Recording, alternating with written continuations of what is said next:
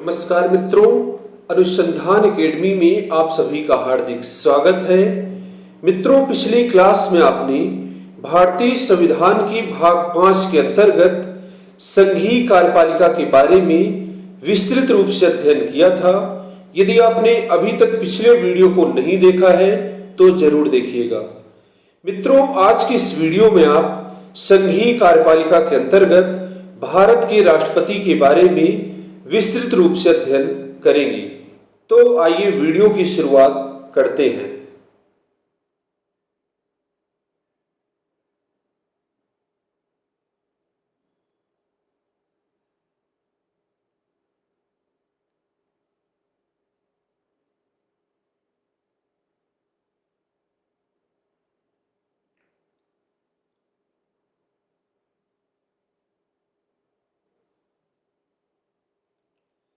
भारतीय संविधान के भाग 5 में अनुच्छेद 52 से लेकर अनुच्छेद 78 तक संघीय कार्यपालिका के बारे में प्रावधान किए गए हैं।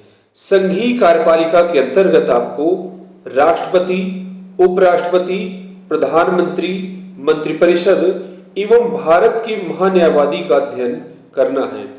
तो आइए एक एक टॉपिक का विस्तार से अध्ययन करते हैं। आज की वीडियो में आप पहले टॉपिक का भारत के राष्ट्रपति का अध्ययन कर रहे हैं।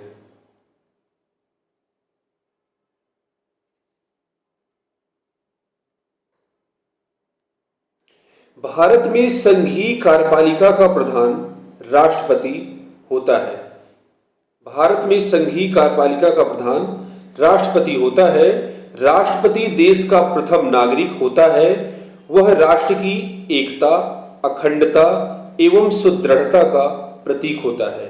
तो इस पैराग्राफ की पहली लाइन परीक्षा के दृष्टिकोण से बहुत ही महत्वपूर्ण है। बार बार विभिन्न प्रतियोगी परीक्षाओं में यह प्रश्न पूछा जाता है। भारत में संघीय कार्यपालिका का प्रधान कौन है? तो इसका आंसर है राष्ट्रपति। या फिर आपसे पूछा जा सकता है, भारत में संघीय कार्यपालिका का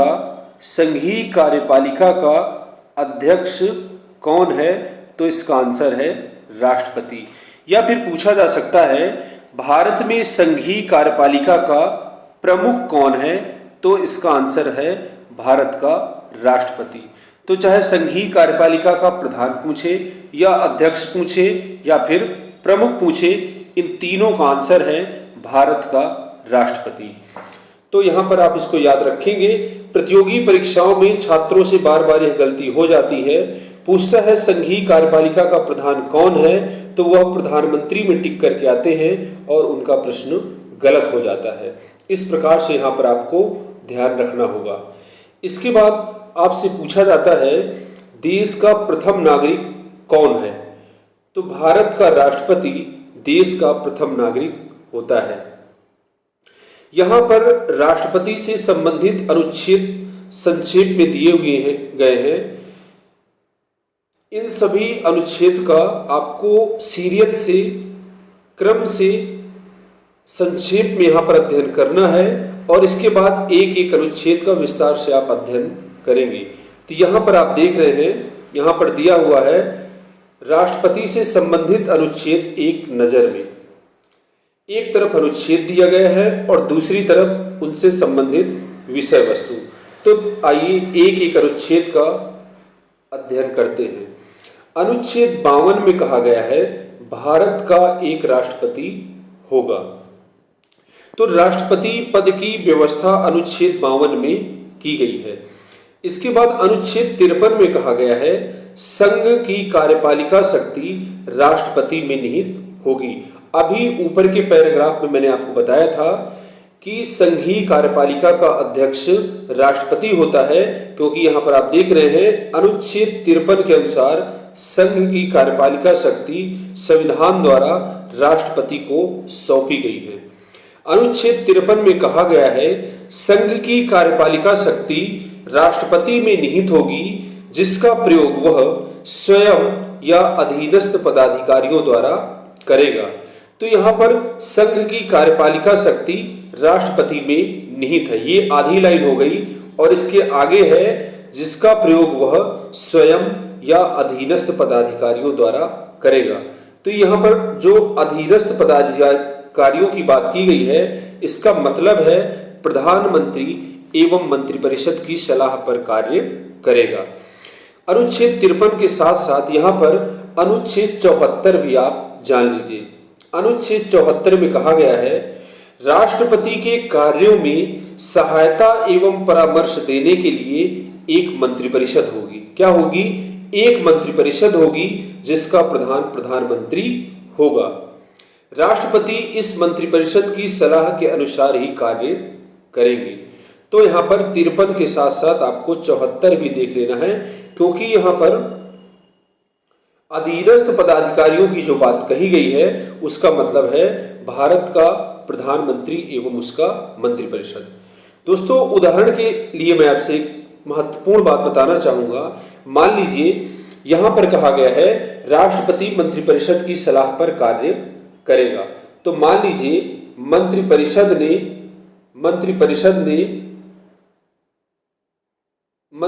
ने राष्ट्रपति को कोई सलाह दी है और राष्ट्रपति उस सलाह को मानने से इंकार कर देता है, मंत्रिपरिषद को पुनर्विचार के लिए वापस कर देता है, और इसके बाद यदि दोबारा मंत्रिपरिषद राष्ट्रपति के पास उसी को संशोधन करके या फिर संशोधन रहित भेजती है, तो दोबारा यदि मंत्रिपरिषद राष्ट्रपति के पास सलाह भेजती है तो राष्ट्रपति को सिग्नेचर करना होता है, अनुमति देनी होती है। इसके लिए राष्ट्रपति को बाध्य किया गया है।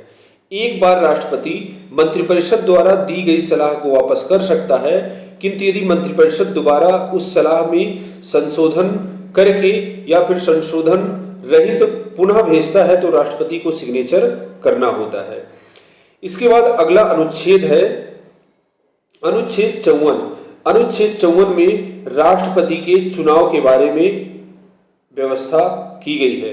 अनुच्छेद 54 में राष्ट्रपति के चुनाव के लिए निर्वाचक मंडल की व्यवस्था की गई है। राष्ट्रपति के चुनाव में संसद के दोनों सदनों के निर्वाचित सदस्य तथा सभी राज्यों की विधानसभाओं के निर्वाचित सदस्य व दिल्ली व पुदुचेरी विधानसभा के निर्वाचित सदस्य राष्ट्रपति के चुनाव में भाग लेते हैं। यहाँ पर आपने संक्षेप में इतना ही देखा है और इसके बाद आप इसको विस्तार से अध्ययन करेंगे। इसके बाद अनुच्छेद 55 में राष्ट्रपति के चुनाव की पद्धति का उल्लेख किया गया है और यहाँ पर कहा गया है राष्ट्रपति का चुनाव आनुपातिक प्रतिनिधित्व की एकल संक्रमणीय मत पद्धति द्वारा गुप्त मतदान से किया जाता है। तो यहाँ पर आप याद रखेंगे एकल संक्रमणीय मत पद्धति एवं गुप्त मतदान के द्वारा राष्ट्रपति का चुनाव किया जाता है। इसके बाद अनुच्छेद 56 में राष्ट्रपति के कार्यकाल के बारे में प्रावधान किया गया है।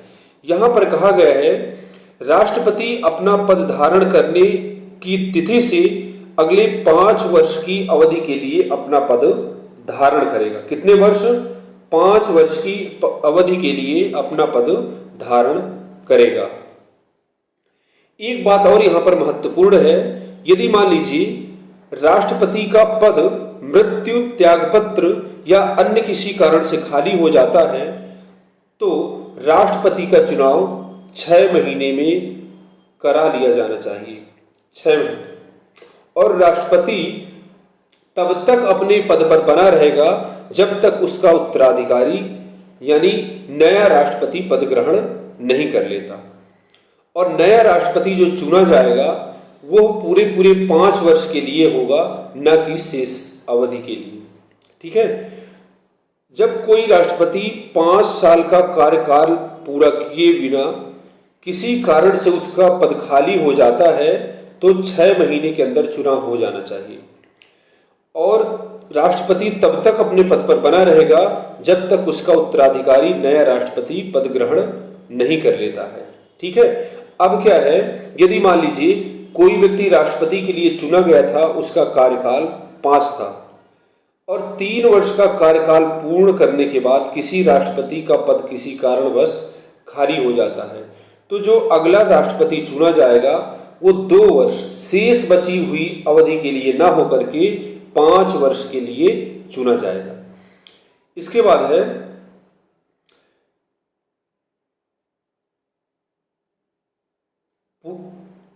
पुनर्चुनाव के लिए योग्यता या फिर अर्हता। यहां पर अनुच्छेद 57 में कहा गया है पुनर्निर्वाचन के लिए कोई भी व्यक्ति राष्ट्रपति पद पर पुनर्निर्वाचन के योग्य है, लेकिन कोई व्यक्ति कितनी बार, अधिकतम कितनी बार राष्ट्रपति बनाया जा सकता है, इस संबंध में संविधान मौन है। संविधान में कुछ भी नहीं कहा गया है कि कोई व्यक्ति कितनी बार राष्ट्रपति बनाया जा सकता है। भारत के प्रथम राष्ट्रपति डॉक्टर राजेंद्र प्रसाद अब तक सर्वाधिक बार 2 बार राष्ट्रपति पद के लिए चुने गए हैं। ठीक है। इसके बाद है राष्ट्रपति चुने जाने के लिए योग्यता। यदि कोई व्यक्ति राष्ट्रपति पद का चुनाव लड़ रहा है तो उसके लिए निम्नलिखित योग्यताएं होनी चाहिए। पहला क्या है, वह भारत का नागरिक हो। भारत का नागरिक हो, वह 35 वर्ष की आयु, याद रखिएगा 35 वर्ष की आयु पूरी कर चुका हो। और इसके बाद है वह लोकसभा का सदस्य बनने की योग्यता रखता हो। पहला, वह भारत का नागरिक हो, वह 35 वर्ष की आयु पूरी कर चुका हो। तीसरा है वह लोकसभा का सदस्य बनने की योग्यता रखता हो। इसके बाद चौथा है वह लाभ के पद पर न हो। पांचवा है राष्ट्रपति पद के उम्मीदवार का नाम 50 निर्वाचकों द्वारा प्रस्तावित एवं 50 निर्वाचकों द्वारा अनुमोदित होना चाहिए। 50 निर्वाचक कहें कि इस व्यक्ति को राष्ट्रपति पद के लिए हम जो है प्रस्ताव रखते हैं कि इसको राष्ट्रपति बनाया जाए, और 50 निर्वाचक कहें कि हम इसका अनुमोदन करते हैं। साथ ही साथ राष्ट्रपति पद के प्रत्याशी को 15,000 रुपए जमानत की धनराशि जमा करनी होती है, और यदि प्रत्याशी कुल पड़े वैध मतों का 1/6 भाग नहीं प्राप्त करता तो उसकी जमानत की धनराशि 15,000 रुपए जब्त कर ली जाती है। इसके बाद है राष्ट्रपति के चुने जाने के लिए योग्यता हो गया। इसके बाद है राष्ट्रपति कार्यकाल की दशाएं। यहां पर अनुच्छेद 59 में राष्ट्रपति के वेतन, भत्ते एवं परिलब्धियों के बारे में प्रावधान किए गए हैं। एक महत्वपूर्ण बात है, यह भी कहा गया है कोई भी व्यक्ति जो राष्ट्रपति पद के लिए चुन लिया गया है वह संसद के किसी भी सदन का सदस्य व राज्यों की विधानमंडल, चाहे विधानसभा हो या विधान परिषद, किसी का भी सदस्य नहीं होगा। यदि है तो राष्ट्रपति जिस दिन से वह चुन लिया जाएगा तो संबंधित सदन से उसका पद रिक्त माना जाएगा। इसके बाद है राष्ट्रपति को वेतन संसद द्वारा निर्धारित किए जाते हैं, और वर्तमान समय में राष्ट्रपति को 5 लाख रुपए मासिक वेतन मिलता है, और कार्यकाल पूर्ण होने जाने के बाद 2,50,000 रुपए मासिक पेंशन मिलती है। अगर इसको वार्षिक के आधार पर कैलकुलेट किया जाए तो 30 लाख रुपए वार्षिक पेंशन राष्ट्रपति को मिलती है, और भी तरह तरह की सुविधाएं राष्ट्रपति को दी जाती हैं। इसके बाद है राष्ट्रपति द्वारा शपथ ग्रहण। अनुच्छेद 60 के तहत राष्ट्रपति को सर्वोच्च न्यायालय के मुख्य न्यायाधीश द्वारा शपथ दिलाई जाती है। यदि मुख्य न्यायाधीश उस समय कार्य पर नहीं है तो सर्वोच्च न्यायालय का वरिष्ठतम न्यायाधीश राष्ट्रपति को शपथ दिलाएंगे। इसके बाद है अनुच्छेद 61 में राष्ट्रपति पर महाभियोग की प्रक्रिया। यदि कोई व्यक्ति, अनुच्छेद 61 में प्रावधान किया गया है कि यदि राष्ट्रपति संविधान का अतिक्रमण करता है तो राष्ट्रपति को समय से पूर्व महाभियोग की प्रक्रिया के द्वारा उसको पद से हटाया जा सकता है। महाभियोग की प्रक्रिया क्या है, कैसे लगाई जाती है, इस पर चर्चा हम आगे करेंगे। इसके बाद अनुच्छेद 62 में कहा गया है राष्ट्रपति पद की रिक्त पूर्ति के लिए चुनाव कराने का समय। यहां पर यदि राष्ट्रपति का पद रिक्त हो जाता है तो 6 महीने के अंदर अंदर चुनाव हो जाने चाहिए। इसके बाद अनुच्छेद 65 में कहा गया है उपराष्ट्रपति का राष्ट्रपति के रूप में कार्य करना। यदि राष्ट्रपति का पद खाली होता है, राष्ट्रपति छुट्टी में है या फिर विदेश में है, तो उस समय उपराष्ट्रपति द्वारा राष्ट्रपति के कर्तव्यों का निर्वहन किया जाता है। भारत का उपराष्ट्रपति राष्ट्रपति के रूप में कार्य करता है। उदाहरण के लिए मैं यदि आपसे कहूं, यदि भारत के राष्ट्रपति का पद भी खाली है, उपराष्ट्रपति का भी पद खाली है, तो उस समय सर्वोच्च न्यायालय का मुख्य न्यायाधीश राष्ट्रपति के पद पर कार्य करता है। 1969 में ऐसी स्थिति उत्पन्न हुई थी। 1969 में जब राष्ट्रपति एवं उपराष्ट्रपति दोनों के पद खाली हो गए थे, उस समय न्यायमूर्ति मोहम्मद हिदायतुल्लाह ने राष्ट्रपति पद के रूप में कार्य किया था। वो भारत के एकमात्र ऐसे न्यायाधीश हैं जो राष्ट्रपति के रूप में कार्य कर चुके हैं। यहां पर आप इसको याद रखेंगे।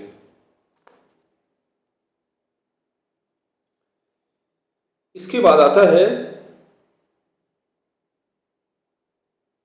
राष्ट्रपति के चुनाव से संबंधित मामले।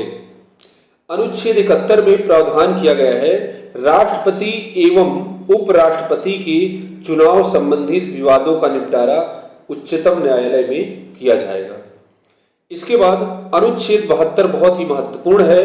अनुच्छेद 72 में राष्ट्रपति की क्षमादान इत्यादि की शक्ति तथा कतिपय मामलों में दंड का स्थगन, माफी एवं दंड को कम कर देना संबंधी प्रावधान यहाँ पर किए गए हैं। तो आपसे प्रश्न पूछा जा सकता है, किस अनुच्छेद में राष्ट्रपति की न्यायिक शक्तियों का उल्लेख किया गया है?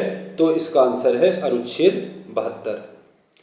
इसके बाद है अनुच्छेद 74। अनुच्छेद 74 अभी आपने ऊपर पढ़ा था। अनुच्छेद 74 में कहा गया है, राष्ट्रपति के कार्यों में सहायता एवं परामर्श देने के लिए एक मंत्रिपरिषद होगी जिसका प्रधान प्रधानमंत्री होगा। फिर 75 में क्या कहा गया है? 75 में कहा गया है, प्रधानमंत्री की नियुक्ति राष्ट्रपति करेंगे तथा प्रधानमंत्री की सलाह से अन्य मंत्रियों की नियुक्ति भी राष्ट्रपति कार्य करेंगे। और जो भी प्रधानमंत्री हो या फिर अन्य मंत्री, सब राष्ट्रपति के प्रसाद पर्यंत अपना पद धारण करेंगे।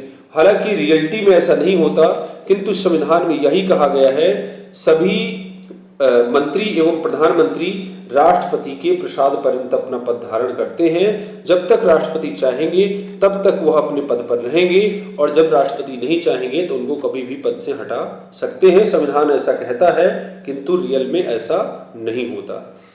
इसके बाद 76 में भारत के महान्यायवादी पद की व्यवस्था की गई है। महान्यायवादी भारत सरकार का सबसे बड़ा कानूनी सलाहकार होता है। भारत सरकार, एक तरफ भारत सरकार और दूसरी तरफ अन्य मुकदमों की सुनवाई में भारत सरकार का पक्ष रखता है। महान्यायवादी भारत सरकार का सबसे बड़ा कानूनी सलाहकार होता है, कानूनी अधिकारी होता है। इसकी नियुक्ति अनुच्छेद 76 के तहत राष्ट्रपति द्वारा की जाती है।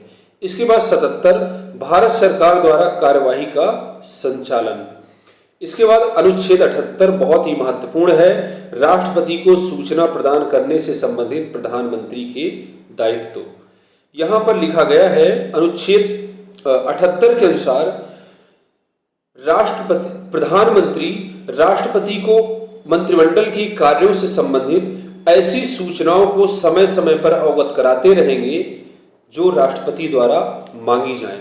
तो एक तरफ तो यहाँ पर राष्ट्रपति का अधिकार है और दूसरी तरफ प्रधानमंत्री का भी कर्तव्य है कि ऐसी सूचनाओं से राष्ट्रपति को समय समय पर अवगत कराए जो सूचनाएं राष्ट्रपति द्वारा प्रधानमंत्री से मांगी जाएं। इसके बाद अनुच्छेद 85 है। अनुच्छेद 85 में जो है संसद के सत्रावसान तथा भंग करने से संबंधित प्रावधान किए गए हैं। राष्ट्रपति संसद का अधिवेशन बुलाता है तथा अधिवेशन समाप्ति की घोषणा करता है।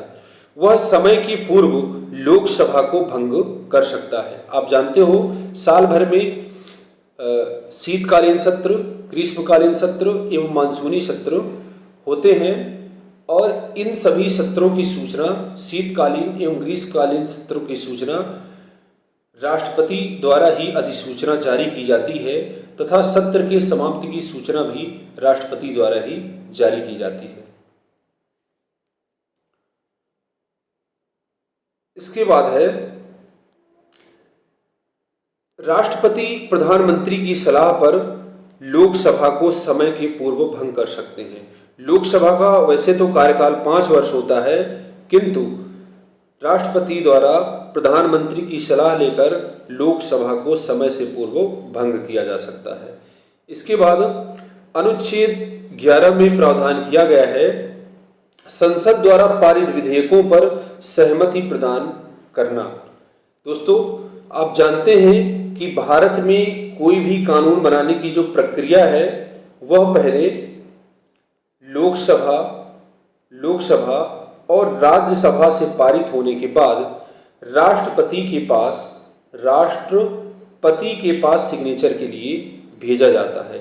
जब कोई भी विधेयक लोकसभा एवं राज्यसभा से पारित होने के बाद राष्ट्रपति के पास सिग्नेचर के लिए भेजा जाता है तो अनुच्छेद 11 के तहत राष्ट्रपति को अधिकार है कि उस विधेयक को वो चाहे तो सिग्नेचर कर दे या फिर न करे और या फिर उसको सुरक्षित रख ले। तो अनुच्छेद 11 के तहत विधेयकों पर राष्ट्रपति को अधिकार प्रदान किए गए हैं। किंतु वित्त विधेयक साधारण विधेयकों को तो लौटा सकता है, किंतु वित्त विधेयकों को राष्ट्रपति को लौटाने का अधिकार नहीं है, क्योंकि धन विधेयक राष्ट्रपति की पूर्व अनुमति के बाद ही लोकसभा में पेश किया जाता है। इसके बाद है अनुच्छेद 112, बहुत ही महत्वपूर्ण है। अनुच्छेद 12 में लिखा गया है कि राष्ट्रपति प्रत्येक वित्तीय वर्ष के प्रारंभ में संसद के दोनों सदनों के सामने सरकार का बजट रखवाता है।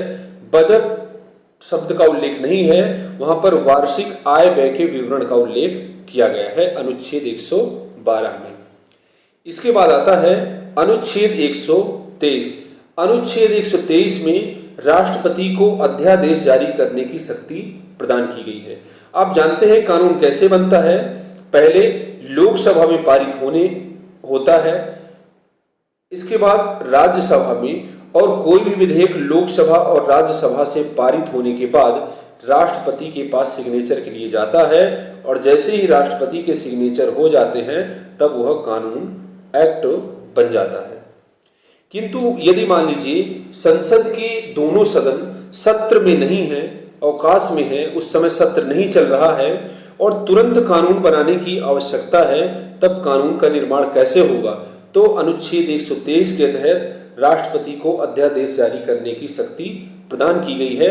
राष्ट्रपति के आदेश से कानून का निर्माण कर लिया जाता है, और जब संसद का सत्र शुरू होता है तो संसद का सत्र शुरू होने की 6 सप्ताह के अंदर अध्यादेश को पास करा लिया जाता है, तो यह कानून बना रहता है।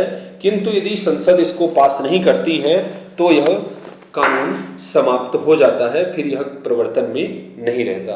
इस प्रकार से अध्यादेश अधिकतम 7.5 महीने तक जारी किया जा सकता है। 6 महीने, क्योंकि संसद के 2 सदनों की बैठक के बीच में 6 महीने से अधिक का अंतराल नहीं होना चाहिए। तो 6 महीने ये हो गए और 6 सप्ताह ये हो गए, तो अध्यादेश अधिक से अधिक 7.5 महीने के लिए कार्य पर प्रवर्तन में रहता है। तो यदि आपसे प्रश्न पूछा जाए कि अध्यादेश कितने समय तक के लिए जारी रह सकता है, तो वहां पर यदि 6 महीने ऑप्शन में है तो आपको 6 महीने में टिक कर देना है। यदि 7.5 महीने है, यदि 7.5 महीने है ऑप्शन में, 7.5 महीने ऑप्शन में है तो आपको 7.5 महीने में टिक कर देना है। लेकिन दोनों ऑप्शन यदि एक साथ आते हैं तो आपको, यहां पर थोड़ा सा गलत हुआ है, तो आपको 7.5 महीने में आपको टिक करना होगा। ठीक है। इसके बाद अगला है राष्ट्रपति की सर्वोच्च न्यायालय से सलाह मांगने की शक्ति। अनुच्छेद 143 के तहत राष्ट्रपति विधि से संबंधित किसी भी प्रश्न पर सर्वोच्च न्यायालय से सलाह मांग सकता है, किंतु सर्वोच्च न्यायालय राष्ट्रपति को सलाह देने के लिए बाध्य नहीं है और राष्ट्रपति भी सर्वोच्च न्यायालय द्वारा दी गई सलाह को मानने के लिए बाध्य नहीं है। तो अनुच्छेद 143 बहुत महत्वपूर्ण अनुच्छेद है। अनुच्छेद 143 के तहत राष्ट्रपति विधि से संबंधित किसी प्रश्न पर सर्वोच्च न्यायालय से सलाह मांग सकते हैं। सर्वोच्च न्यायालय सलाह देने के लिए बाध्य नहीं है। यदि सर्वोच्च न्यायालय सलाह दे भी देता है तो राष्ट्रपति भी उस सलाह को मानने के लिए बाध्य नहीं है। ये दोस्तों आपने संक्षेप में देखा है। अब एक एक अनुच्छेद को आप विस्तार से यहां पर देखेंगे। अनुच्छेद 52 में कहा गया है भारत का एक राष्ट्रपति होगा। तो यहां पर राष्ट्रपति पद की व्यवस्था अनुच्छेद 52 में की गई है, यहां पर आपको याद रखना है। अनुच्छेद 53 में कहा गया है संघ की कार्यपालिका शक्ति राष्ट्रपति में निहित होगी। मैंने ऊपर पहले ही बताया था संघीय कार्यपालिका का प्रधान, प्रमुख या फिर अध्यक्ष राष्ट्रपति ही होता है। इस शक्ति का प्रयोग संविधान के अनुसार वह स्वयं या अधीनस्थ पदाधिकारियों द्वारा करेगा। अधीनस्थ पदाधिकारी कौन है?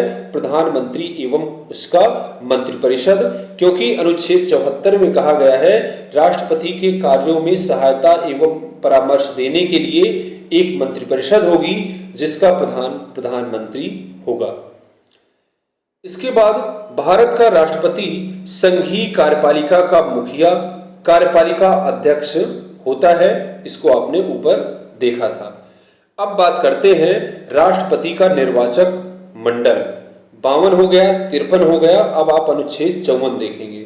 राष्ट्रपति का निर्वाचन जनता प्रत्यक्ष रूप से नहीं करती है, बल्कि राष्ट्रपति का चुनाव अप्रत्यक्ष रूप से होता है। यहां पर अनुच्छेद 54 के अनुसार राष्ट्रपति का निर्वाचन एक निर्वाचक मंडल द्वारा किया जाता है। इसमें निम्न लोगों को शामिल किया गया है। राष्ट्रपति के निर्वाचक मंडल में देखते हैं किसको किसको शामिल किया गया है। पहला है संसद के दोनों सदनों के निर्वाचित सदस्य। निर्वाचित सदस्य जो चुने गए हैं और इसमें से 2 मनोनीत सदस्य, जैसे लोकसभा में अभी तक 2 मनोनीत सदस्य आंग्ल भारतीय सदस्य रहा करते थे, वह राष्ट्रपति के निर्वाचन में भाग नहीं लेते थे। ऐसे ही 12 सदस्य राज्यसभा से होते थे, वह भी राष्ट्रपति के निर्वाचन में भाग नहीं लेते थे। इस प्रकार से पूछता था प्रश्न, संसद के कितने सदस्य राष्ट्रपति के निर्वाचन में भाग नहीं लेते, तो 14 सदस्य राष्ट्रपति के निर्वाचन में भाग नहीं लेते। किंतु अब आंग्ल भारतीय सदस्य के मनोनयन की व्यवस्था को समाप्त कर दिया गया है। अब आंग्ल भारतीय सदस्यों की नियुक्ति नहीं, मनोनयन नहीं किया जाता। इस तरह से राज्यसभा में अभी भी 12 सदस्यों को मनोनीत किया जाता है, किंतु यह राष्ट्रपति के निर्वाचन में भाग नहीं लेते। इसके बाद है सभी राज्यों की विधानसभाओं के निर्वाचित सदस्य। यहाँ पर भी निर्वाचित सदस्यों की बात की गई है। इसके बाद केंद्र शासित प्रदेश दिल्ली व पुदुचेरी विधानसभा के निर्वाचित सदस्य। राष्ट्रपति के निर्वाचक मंडल में इतने लोग रहते हैं। इसके बाद अगली महत्वपूर्ण बात है 70वें संविधान संशोधन अधिनियम 1992 के द्वारा दिल्ली तथा पुदुचेरी विधानसभाओं को राष्ट्रपति के चुनाव में सम्मिलित किया गया है, ताकि राष्ट्रपति न केवल राज्यों का हो अपितु संपूर्ण भारत का राष्ट्रपति हो। इसलिए दिल्ली तथा पुदुचेरी विधानसभाओं के निर्वाचित सदस्यों को राष्ट्रपति के चुनाव में शामिल किया गया है। यहां पर आप देख रहे हैं संसद के दोनों सदनों के मनोनीत सदस्य, अभी मैंने बताया था 2 आंग्ल भारतीय सदस्य लोकसभा में मनोनीत किए जाते थे तथा 12 सदस्य राज्यसभा में मनोनीत किए जाते थे। इस प्रकार से संसद के 14 सदस्य राष्ट्रपति के निर्वाचन में भाग नहीं लेते थे। किंतु अब आंग्ल भारतीय सदस्यों के मनोनयन की व्यवस्था समाप्त हो गई है।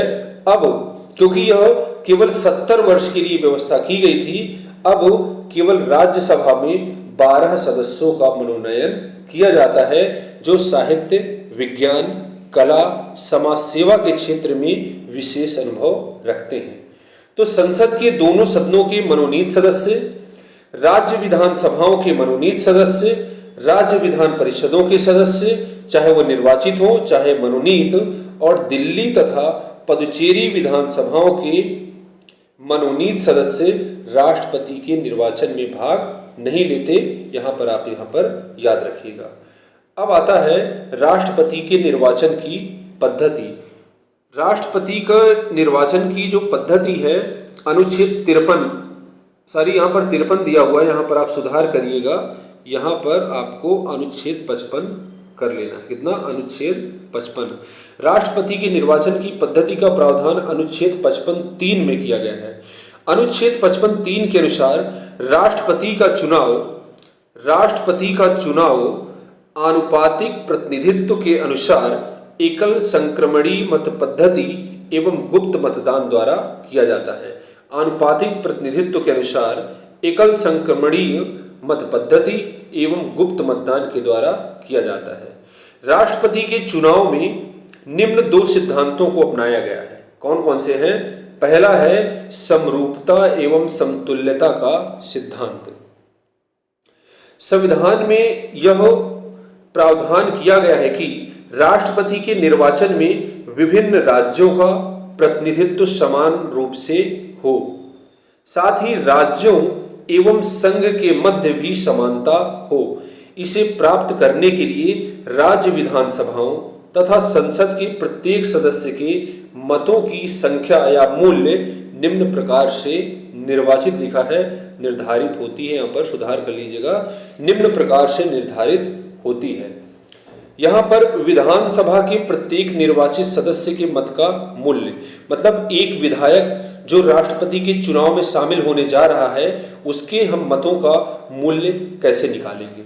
यहाँ पर आप देख रहे हैं विधानसभा के प्रत्येक निर्वाचित सदस्य विधायक के मत का मूल्य ऊपर है उस राज्य की कुल जनसंख्या, उस राज्य की कुल जनसंख्या बटा उस राज्य की विधानसभा में निर्वाचित सदस्यों की संख्या।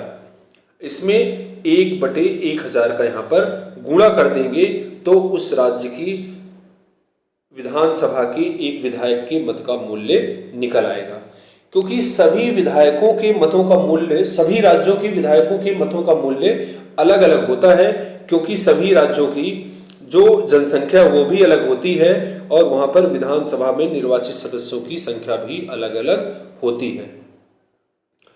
तो यहां पर यदि आप उत्तर प्रदेश का निकालना चाहते हैं तो यहां पर उत्तर प्रदेश की कुल जनसंख्या रखेंगे, इसके बाद उत्तर प्रदेश विधानसभा में निर्वाचित सदस्यों की संख्या रखेंगे और इसके बाद 1/1000 का यहाँ पर गुणा कर देंगे, तब उत्तर प्रदेश विधानसभा के एक विधायक के मत का मूल्य निकल आएगा। इसके बाद है एक संसद सदस्य या सांसद के मत का मूल्य। यहां पर आप क्या करेंगे, सभी राज्यों के विधायकों के मतों का कुल मूल्य, तो ऊपर अभी हमने एक राज्य का उत्तर प्रदेश का बताया था, इसी तरह से सभी राज्यों के विधायकों का अलग अलग मूल्य एक एक करके निकाला जाएगा। फिर सभी राज्यों के विधायकों के मतों का टोटल कर दिया जाएगा, उसको यहां पर रखा जाएगा अंश में, टोटल करके अंश में रखा जाएगा और इसके बाद बटा करके संसद के निर्वाचित सदस्यों की कुल संख्या, और इसको जब आप कैलकुलेट करोगे तो एक सांसद, चाहे वो लोकसभा का हो या फिर राज्यसभा का, उसके मतों की वैल्यू निकल आएगी कि उसके मतों की मूल्य कितना है। इसके बाद अगली महत्वपूर्ण बात है, राष्ट्रपति के चुनाव में जनसंख्या से तात्पर्य 1971 की जनगणना द्वारा अभिनिश्चित जनसंख्या से है। 84वें संविधान संशोधन अधिनियम 2001 द्वारा यह प्रावधान किया गया है कि 2026 तक राष्ट्रपति के चुनाव में 1971 की जनगणना को आधार माना जाएगा। तो प्रश्न आपसे पूछा जा सकता है, राष्ट्रपति के चुनाव में जनसंख्या से तात्पर्य क्या है? तो इसका आंसर है 1971 की जनगणना पर आधारित जनसंख्या से है। कब तक के लिए 1971 की जनगणना को आधार बनाया जाएगा 2026 के लिए। और यह कब निश्चित किया गया था?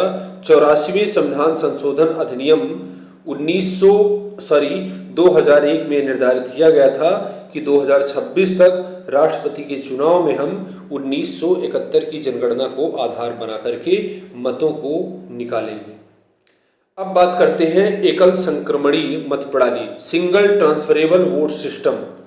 इस प्रणाली के अनुसार यदि प्रत्याशियों की संख्या एक से अधिक है तो प्रत्येक मतदाता उतने मत वरीयता क्रम में देगा जितने प्रत्याशी हैं।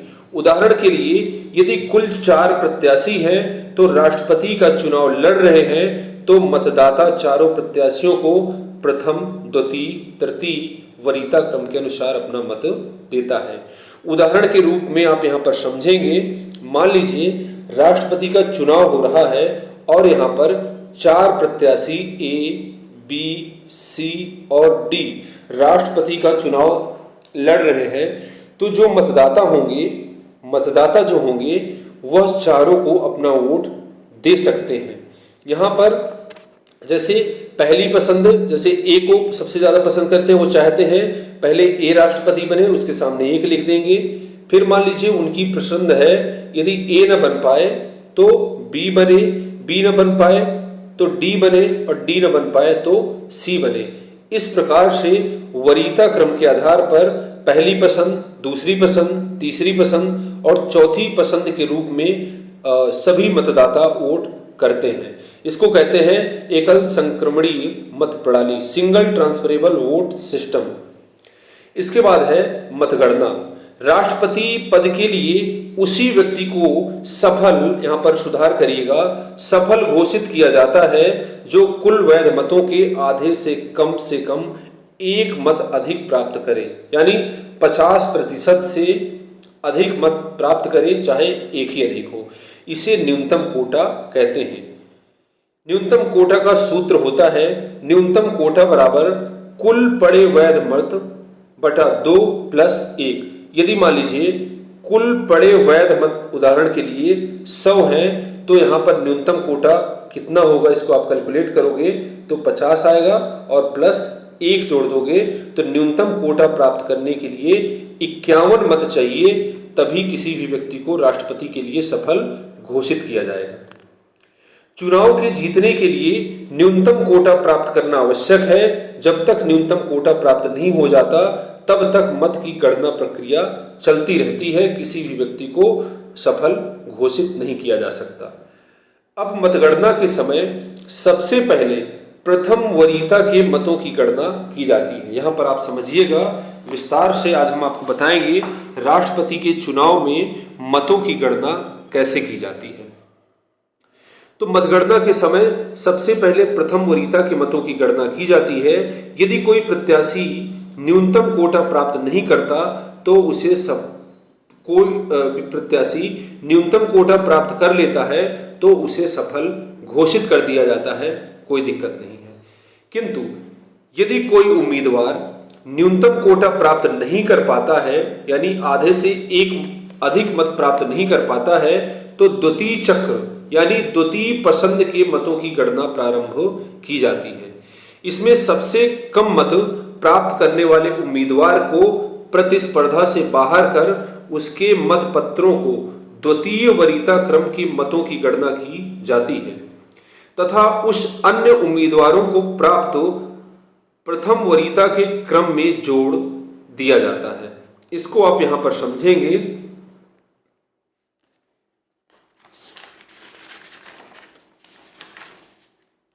यदि मान लीजिए माना राष्ट्रपति पद के चुनाव में ए, बी, सी और डी 4 उम्मीदवार हैं, कुल प्राप्त वैध मत कितने हैं? कुल प्राप्त वैध मत हैं 2500। अतः न्यूनतम कोटा कितना हुआ इसका? 1251 हुआ। आधे से एक अधिक होना चाहिए, तो ये हुआ इसका न्यूनतम कोटा। 1251 मत अगर किसी प्रत्याशी को मिल जाते हैं तो उसको सफल घोषित किया जाएगा।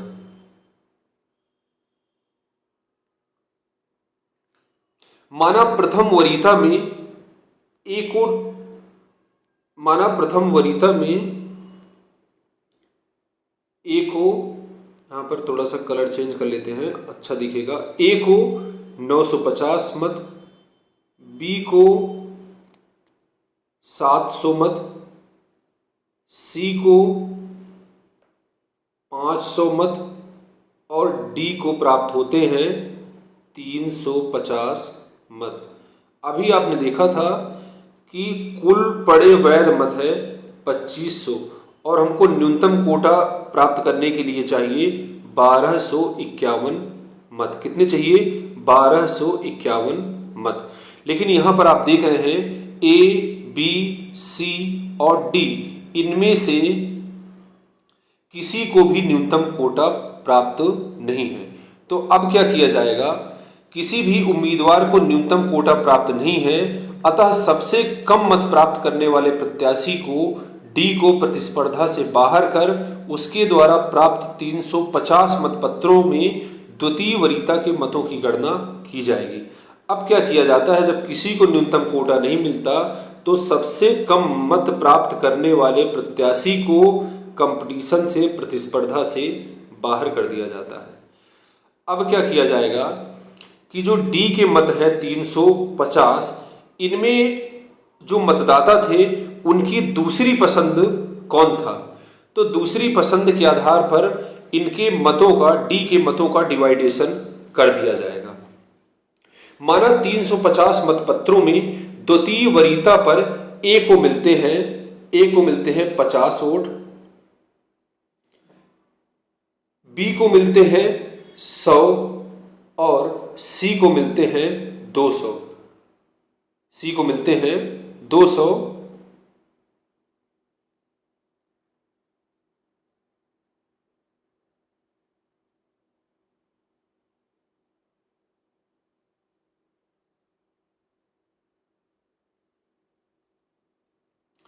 ठीक है, सी को 200 मिलते हैं।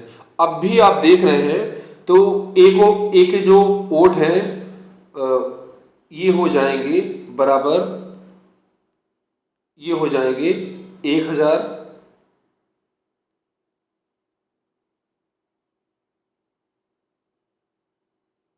और बी के हो जाएंगे 800, सी के हो जाएंगे 700।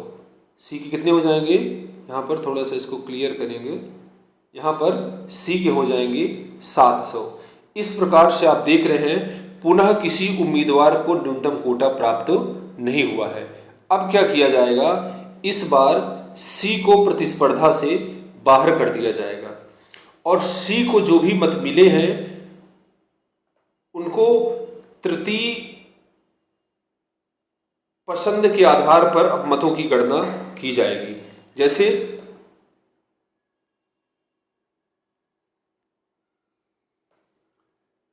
ए और बी, ए को पहले मिले थे 950, द्वितीय वरीयता क्रम में मिले थे 50, इस प्रकार से हो गए थे 1000। इसके बाद बी को मिले थे 700, द्वितीय में मिले थे 100, इस प्रकार से हो गए थे 800। सी को मिले थे 300, फिर 200 और बराबर हो गए थे 700। यानी कि द्वितीय चक्र में भी किसी उम्मीदवार को न्यूनतम कोटा प्राप्त नहीं हुआ। अब क्या किया जाता है? अब जिस उम्मीदवार के सबसे कम मत होते हैं उसको कंपटीशन से बाहर कर दिया जाता है और जो ये 700 मत हैं, 700 मतदाता जो हैं, इनकी तीसरी पसंद क्या थी? तीसरी पसंद में मान लीजिए ए को मिलते हैं, इन 700 मतों का डिवाइडेशन ए और बी के बीच में हो जाएगा। 700 में यदि मान लीजिए ए को प्राप्त होते हैं 200 और बी को प्राप्त होते हैं 500, तो ए के टोटल हो जाएंगे 1200। इसका मतलब ए अभी भी न्यूनतम कोटा प्राप्त नहीं किया।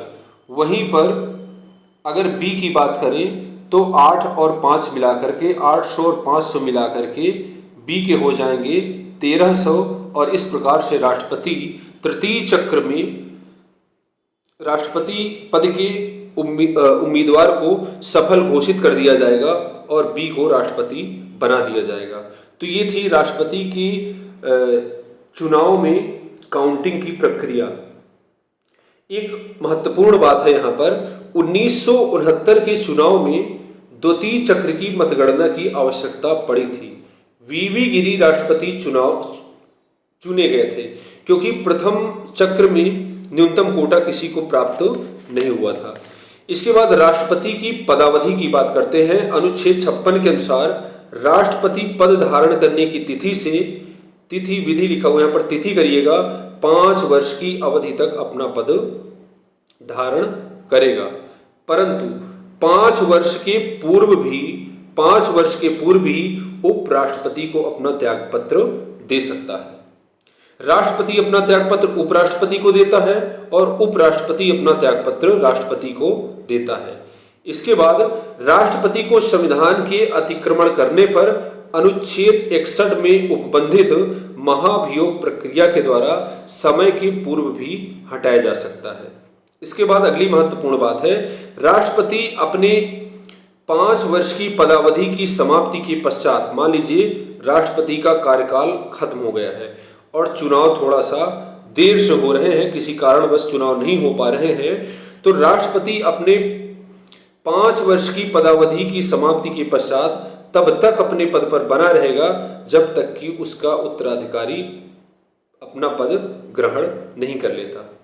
तो वैसे ऐसा होता नहीं है क्योंकि राष्ट्रपति का चुनाव कार्यकाल खत्म होने के पहले ही करा लिया जाता है। इसके बाद आता है पुनर्निर्वाचन। अनुच्छेद 57 के अनुसार कोई व्यक्ति राष्ट्रपति पद पर पुनर्निर्वाचन के लिए योग्य है, किंतु वह कितनी बार राष्ट्रपति बन सकता है इस संबंध में संविधान में कुछ नहीं कहा गया है, संविधान मौन है। भारत के प्रथम राष्ट्रपति डॉक्टर राजेंद्र प्रसाद अब तक के मात्र एक ऐसे राष्ट्रपति हैं जिन्हें 2 बार 1952 और 1957 में इस पद के लिए चुना गया है। तो डॉक्टर राजेंद्र प्रसाद चुनाव के द्वारा 2 बार राष्ट्रपति बनाए गए हैं, किंतु यदि पूछा जाता है 3 बार राष्ट्रपति कौन बनाए गए हैं तो उसका आंसर डॉक्टर राजेंद्र प्रसाद ही है, क्योंकि जैसे ही संविधान लागू किया गया था 26 जनवरी 1950 को डॉक्टर राजेंद्र प्रसाद को राष्ट्रपति बनाया गया था। तो एक बार तो राष्ट्रपति उनको नियुक्त कर दिया गया था और 2 बार 1952 में और 1957 में चुनाव की प्रक्रिया के द्वारा भी राष्ट्रपति वो बने थे। अब आता है राष्ट्रपति की योग्यताएं। राष्ट्रपति की योग्यताएं अनुच्छेद 58 के अनुसार राष्ट्रपति पद के लिए निम्नलिखित योग्यताएं हैं। वह भारत का नागरिक हो, वह 35 वर्ष की आयु पूरी कर चुका हो, वह लोकसभा का सदस्य निर्वाचित होने की योग्यता रखता हो। लेकिन जब आप उपराष्ट्रपति पढ़ोगे तो यहाँ पर आप पढ़ोगे कि वह राज्यसभा का सदस्य निर्वाचित होने की योग्यता रखता हो। तो यहाँ पर राष्ट्रपति लोकसभा का सदस्य निर्वाचित रखने की योग्यता रखता हो। इसके बाद है वह भारत सरकार, राज्य सरकार या किसी अन्य स्थानीय प्राधिकरण के अधीन कोई लाभ का पद धारण नहीं करेगा। यहाँ पर नोट करके महत्वपूर्ण पॉइंट लिखा गया है, राष्ट्रपति, उपराष्ट्रपति, राज्यों के राज्यपाल, संघ अथवा राज्यों के मंत्रियों के पद लाभ के पद नहीं माने जाते हैं। ठीक है। इसके बाद इसके अतिरिक्त राष्ट्रपति पद के उम्मीदवार का नाम कम से कम 50 मतदाताओं द्वारा प्रस्तावित और 50 मतदाताओं द्वारा अनुमोदित होना चाहिए। 50 मतदाता कहें कि हम इस व्यक्ति को राष्ट्रपति के रूप में चुनना चाहते हैं और 50 लोग इसका कहें हम इसका अनुमोदन करते हैं। पहले क्या था,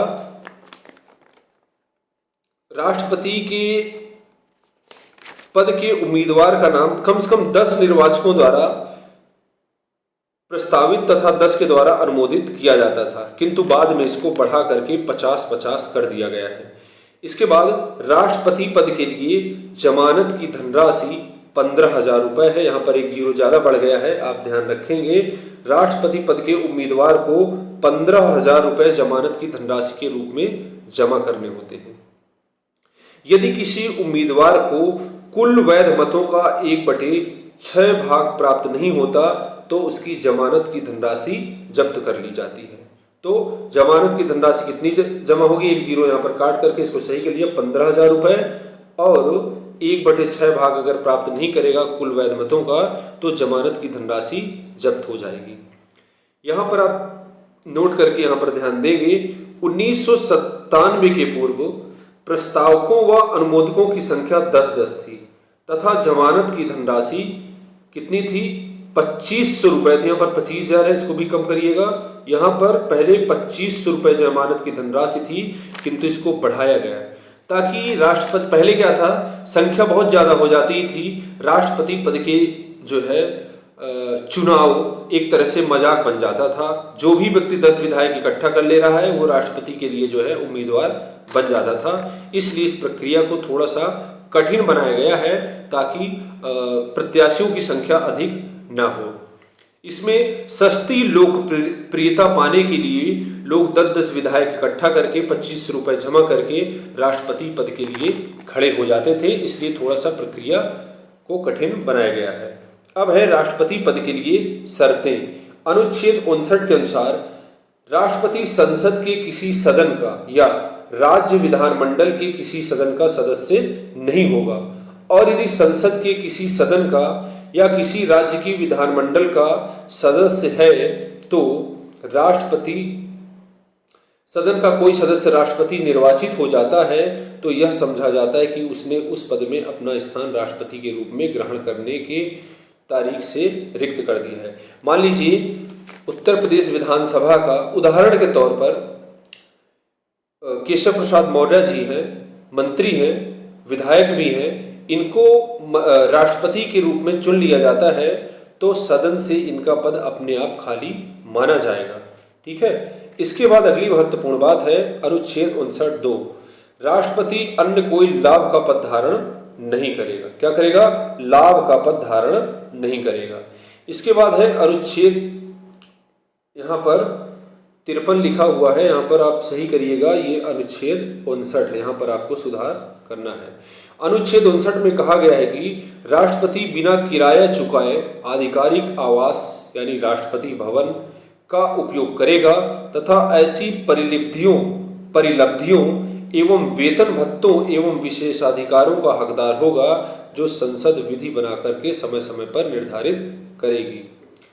राष्ट्रपति का वेतन भत्ता एवं पेंशन संशोधन अधिनियम 2018 के अनुसार वर्तमान में राष्ट्रपति का वेतन 5 लाख रुपए है। राष्ट्रपति को हर महीने 5 लाख रुपए मिलते हैं।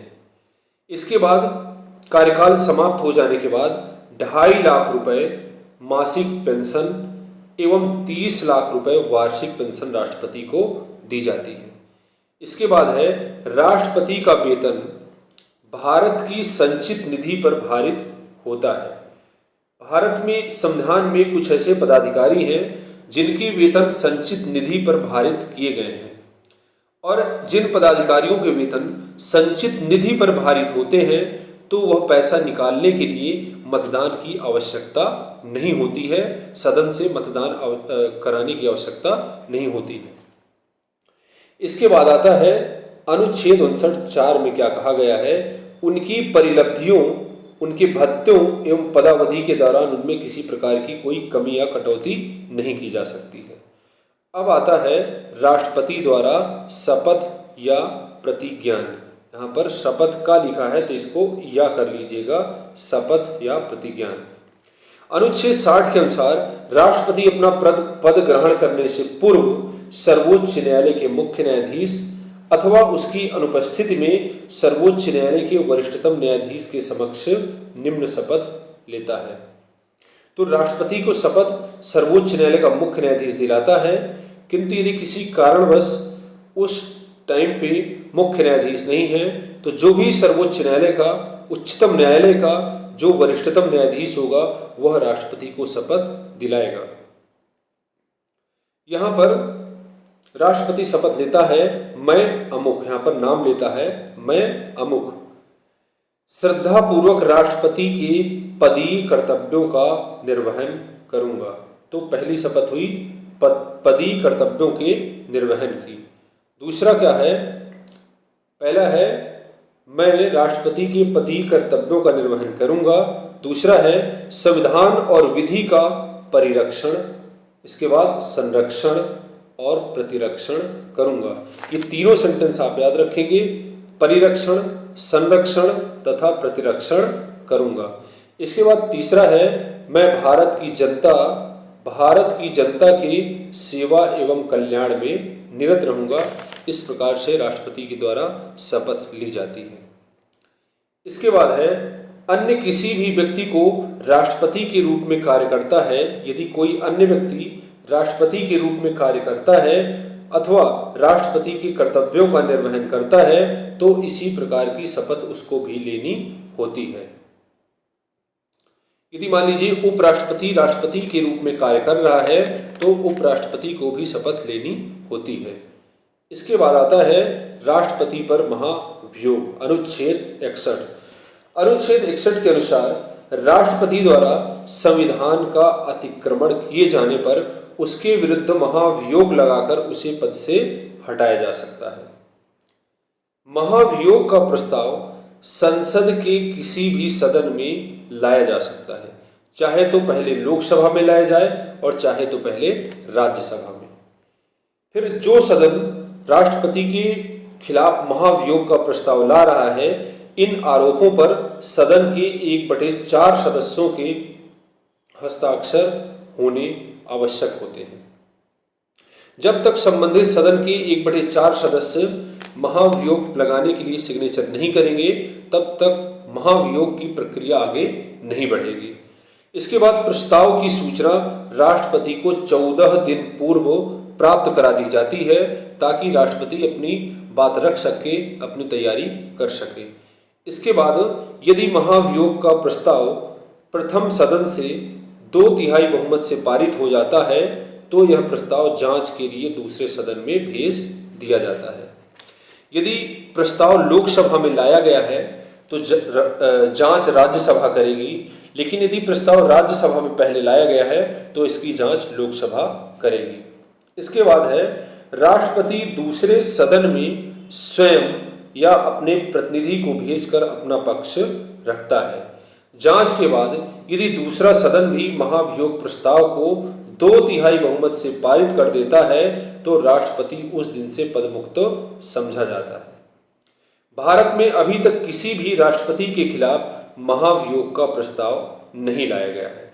तो एक बार आप महाभियोग की प्रक्रिया को समझेंगे। भारतीय संविधान के अनुच्छेद 61 में महाभियोग प्रक्रिया का प्रावधान किया गया है।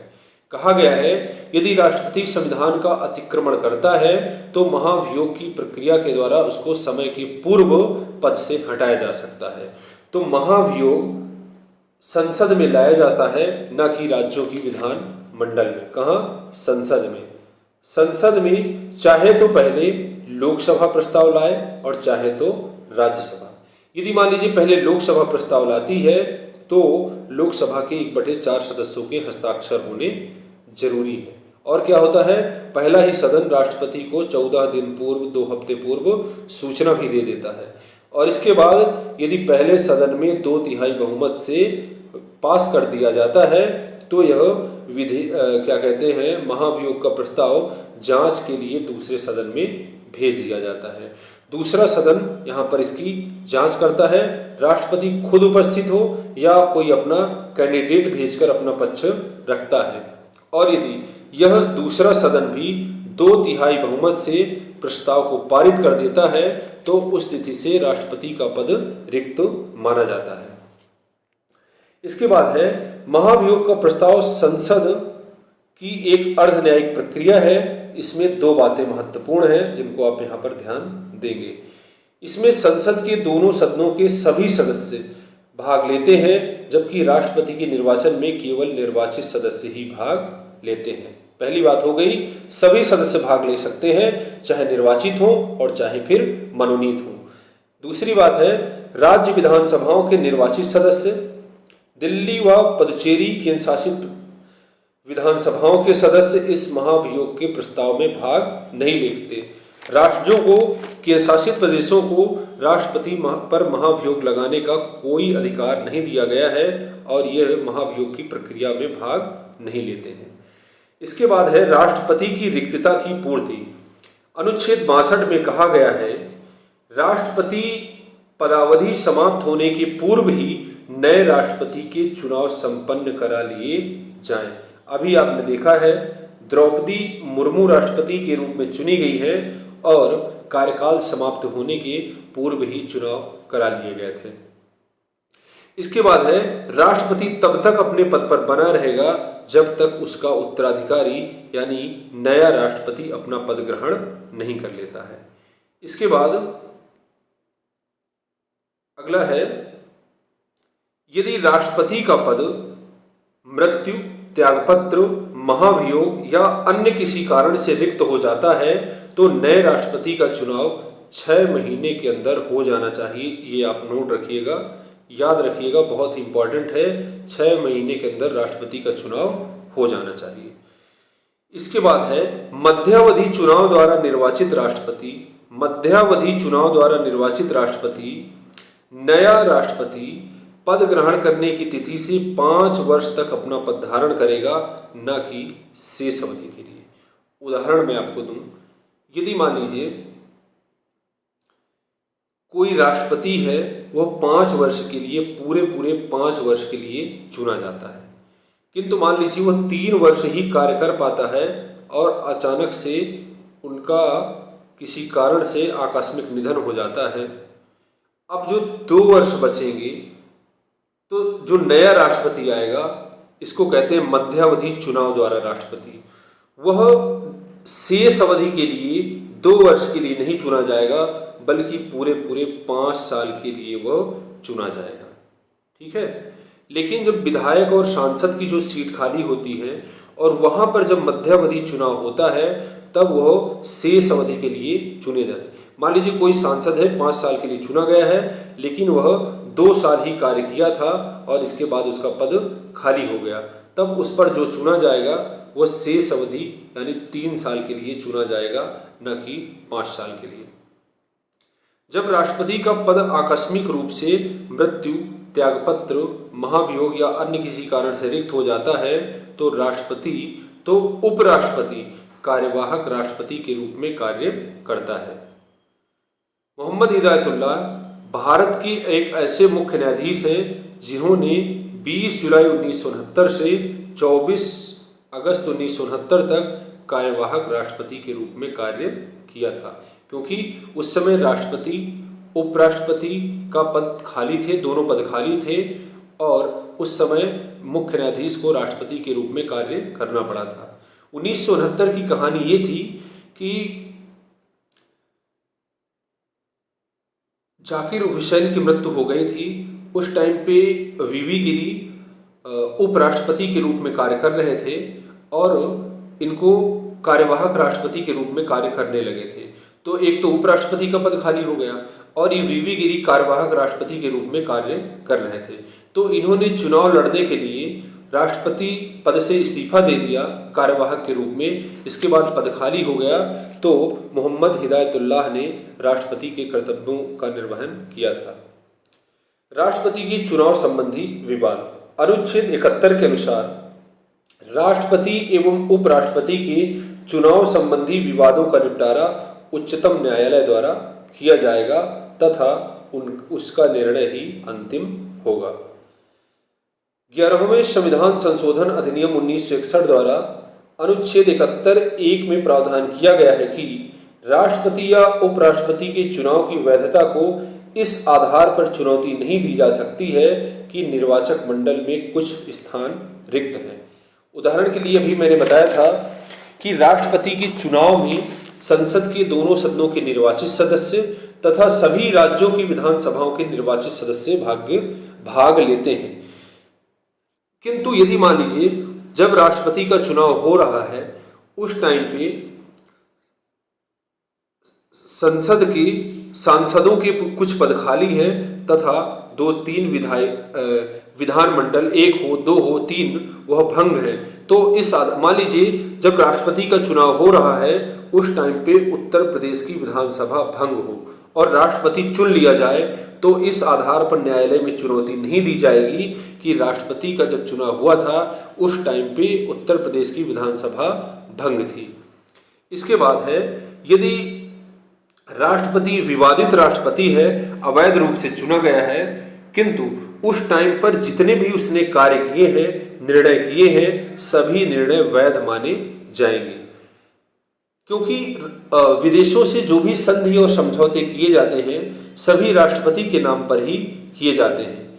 किंतु भारत में यदि मान लीजिए अवैध तरीके से राष्ट्रपति चुनाव में धांधली करके कोई राष्ट्रपति बन जाता है और न्यायालय में सुनवाई हो रही होती है और न्यायालय पाता है कि इस गलत तरीके से चुनाव हुआ है, तो उस व्यक्ति को राष्ट्रपति पद से हटा देता है। किंतु उस दौरान जो भी संधि समझौते उसने विदेशों में किए थे उसको कैंसिल नहीं किया जाता है, वो लागू रहते हैं। नहीं तो विश्व स्तर पर बड़ी बेइज्जती होगी कि भारत में राष्ट्रपति का फर्जी चुनाव होता है और फिर जो भी संधि समझौते होंगे उनको जो है वापस टाला नहीं जा सकता है। यदि तो दोस्तों ये था राष्ट्रपति का चैप्टर, और इस राष्ट्रपति के बारे में इस वीडियो के माध्यम से आप लोगों ने बड़े ही विस्तार से पढ़ा है।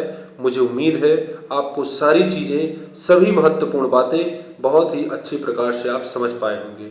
तो आइए अब एक बार शॉर्टकट में 5 मिनट में देख लेते हैं कि राष्ट्रपति से संबंधित कौन कौन से प्रश्न आपसे असिस्टेंट प्रोफेसर या फिर विभिन्न प्रतियोगी परीक्षाओं में कैसे कैसे प्रश्न पूछे जा सकते हैं।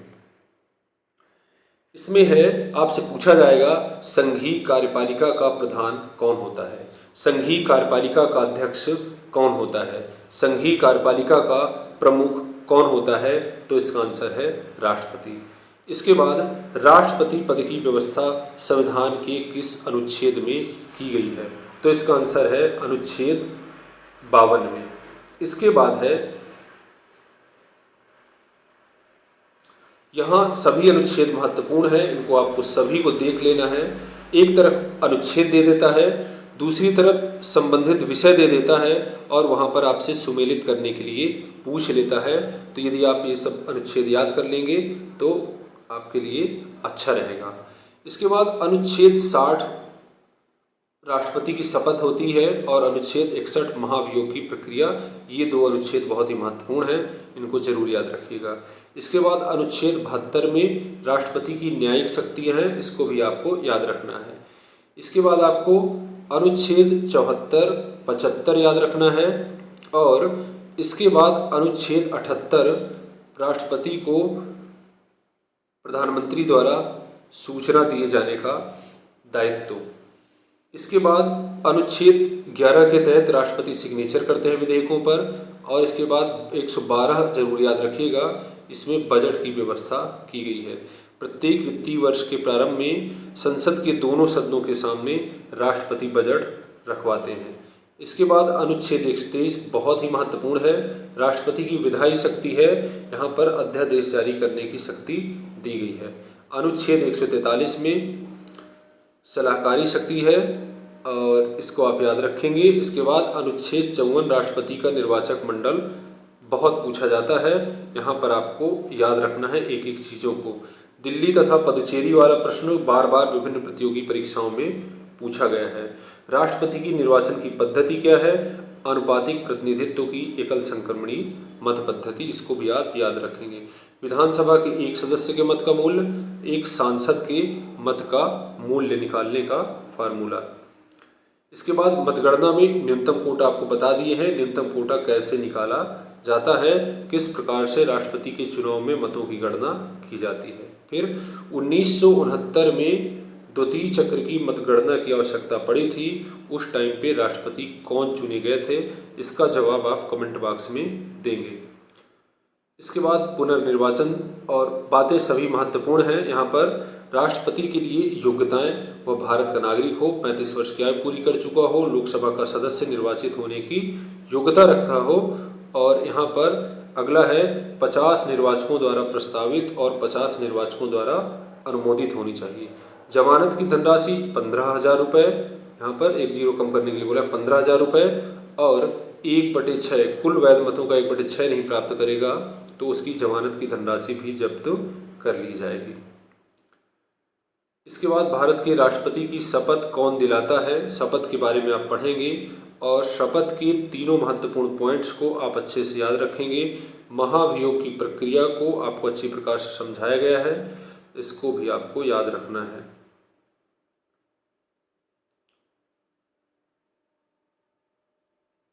इसके बाद आपसे पूछा जा सकता है कौन से ऐसे सर्वोच्च न्यायालय के मुख्य न्यायाधीश हैं जो राष्ट्रपति के रूप में कार्य कर चुके हैं, ठीक है। और एक प्रश्न और पूछा जा सकता है, यदि राष्ट्रपति एवं उपराष्ट्रपति का पद खाली है तो उस समय राष्ट्रपति के कर्तव्यों का निर्वहन कौन करेगा, राष्ट्रपति के रूप में कार्य कौन करेगा, तो इसका आंसर है सर्वोच्च न्यायालय का मुख्य न्यायाधीश। किंतु यदि उस समय सर्वोच्च न्यायालय का मुख्य न्यायाधीश भी पद पर नहीं है तो उस टाइम पे सर्वोच्च न्यायालय का जो वरिष्ठतम न्यायाधीश होगा वह राष्ट्रपति के कर्तव्यों का निर्वहन करेगा, राष्ट्रपति के रूप में कार्य करेगा। तो दोस्तों आज के लिए बस इतना ही, मिलते हैं नेक्स्ट वीडियो में। पूरा वीडियो देखने के लिए आपको बहुत बहुत सा धन्यवाद। यदि वीडियो आपको अच्छा लगा हो तो वीडियो को लाइक करिए, सब्सक्राइब करिए व अधिक से अधिक लोगों के बीच में शेयर करिए। जिस प्रकार से एक एक वीडियो आपको टू द पॉइंट मिल रहा है, और तो जैसे ही यूनिट वाइज संपूर्ण पाठ्यक्रम को समाप्त कर दिया जाता है, इसके बाद यहाँ पर आप देख रहे हैं, यहाँ पर हमारी प्लान क्या है, सभी कक्षाएं 2 UPHSC असिस्टेंट प्रोफेसर द्वारा पढ़ाई जा रही हैं। कक्षाएं सभी निःशुल्क हैं। सभी कक्षाएं अटल अनुसंधान अकादमी यूट्यूब चैनल के माध्यम से आयोजित हो जाएगी। यहाँ पर सबसे महत्वपूर्ण बात ये है कि परीक्षा प्रारंभ होने के 1 महीने पहले पाठ्यक्रम को कंप्लीट कर दिया जाएगा। और यहाँ पर अगली महत्वपूर्ण बात है, यहाँ पर पाठ्यक्रम पूर्ण होने पर 30 प्रश्नों की 50 विजय पथ टेस्ट सीरीज आयोजित की जाएगी, जो आपकी परीक्षा के लिए बहुत ही महत्वपूर्ण होगी। और इसके बाद यदि आप नोट्स चाहते हैं तो आप जो है पोस्टर में दिए गए नंबर पर, यहाँ पर नंबर है 77 068, यहाँ पर पोस्टर में नंबर दिया हुआ है, यहाँ पर आप देख लें, नंबर दिया हुआ है। इस नंबर पर कॉल करके आप PDF भी प्राप्त कर सकते हैं। किंतु यदि आप लिखते हैं तो बहुत अच्छी बात है, एक एक चीज़ को आप नोट करिए तो आपको चीज़ें बहुत ही आराम से समझ में आ जाएंगी और लिखते लिखते ही याद हो जाएंगी। तो आज के लिए बस इतना ही, धन्यवाद।